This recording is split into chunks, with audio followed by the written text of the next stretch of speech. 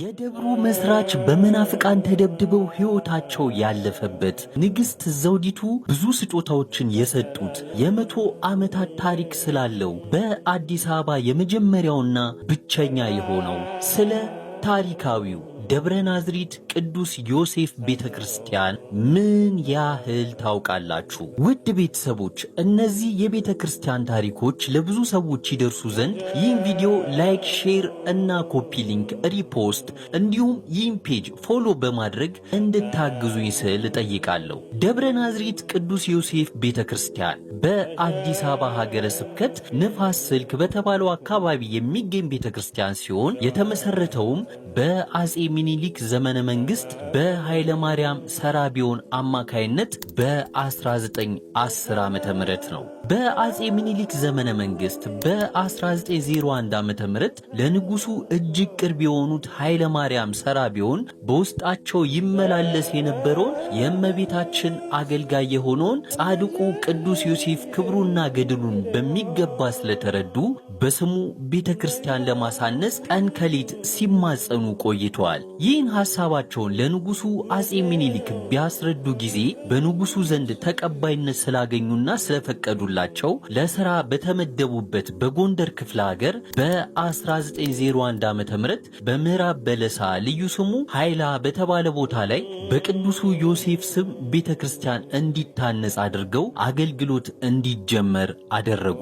በዚያም አምላካቸውን ሲያመሰግኑ ቆይተው የሥራ ዘመናቸውን አጠናቀው በንጉሱ ትእዛዝ ወደ አዲስ አበባ በመጡ ጊዜም የዕለት ተዕለት ጭንቀታቸው ከጻድቁ የቅዱስ ዮሴፍ ቤተክርስቲያን መለየት ነበርና በ1910 ዓመተ ምህረት ንግሥተ ነገሥታት ዘውዲቱን ፍቃድ ጠይቀው ይሁንታቸውን ባገኙ ጊዜ አቶ ኃይሌ ከተባሉ ሰው አሁን ያለውን የቤተክርስቲያኑን ይዞታ በግል ገንዘባቸው በመግዛት በሚያዝያ 26 ቀን 1910 ዓመተ ምህረት አነስተኛ መቃኞ አሰርተው በአዲስ አበባ ብቸኛና የመጀመሪያ የሆነውን የጻድቁ የቅዱስ ዮሴፍን ጽላት ወደ መቃኞ እንዲገባ አደረጉ።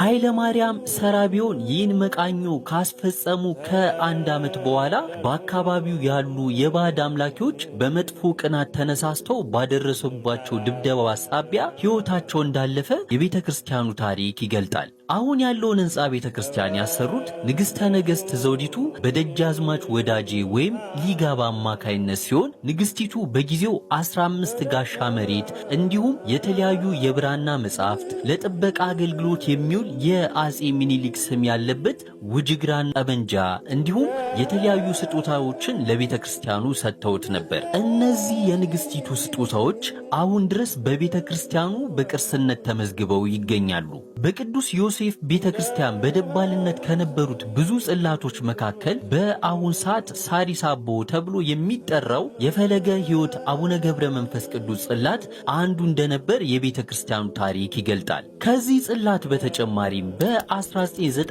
ዓመተ ምህረት በነበረው ሰበካ ጉባኤና በማኅበረ ካህናት ታላቅ ተጋድሎ ከቅዱስ ዮሴፍ ቤተክርስቲያን ፊት ለፊት በሚገኘው ለደርግ አባላት መቀበሪያ ተብሎ በተተከለው ቦታ ላይ በሕግ ለቤተክርስቲያኑ በይዞታነት በማስከበር የቅዱስ ሚካኤል ቤተክርስቲያን እንዲሰራ ተደርጎ በራሱ በቅዱስ ዮሴፍ ቤተክርስቲያን ሰበካ ጉባኤ ስር እንዲተዳደር ሆኖ ታላቅ አገልግሎት ይሰጥ እንደነበር ታሪኩ ያስረዳል። በዚህ ታላቅና ታሪካዊ ቤተክርስቲያን ግንቦት 24 ቅዱስ ዮሴፍ ሕፃኑን ጌታችንን አምላካችን መድኃኒታችን ኢየሱስ ክርስቶስንና የሕፃኑ እናት እመቤታችን ቅድስት ድንግል ማርያምን ይዞ ወደ ግብጽ የተሰደደበት፣ ሐምሌ 26 የጻድቁ የቅዱስ ዮሴፍ ዕረፍቱ፣ ጥቅምትና መጋቢት 27 የመድኃኔዓለም ንግስ በዓል፣ ህዳር 12ና ሰኔ 12 የቅዱስ ሚካኤል በዓለ ንግስ፣ ጥር 18ና ሚያዝያ 23 የቅዱስ ጊዮርጊስ በዓለ ንግስ በደብሩ በድምቀት የሚከበሩ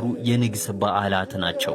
ይህ ታላቅ ደብር በአዲስ አበባ የመጀመሪያውና ብቸኛው በቅዱስ ዮሴፍ ስም የተተከለ ቤተክርስቲያን ሲሆን ባለፉት የመቶ ዓመታት ታሪክ ውስጥ ከ25 በላይ አስተዳዳሪዎች በእልቅና ተሹመው አገልግለውበታል።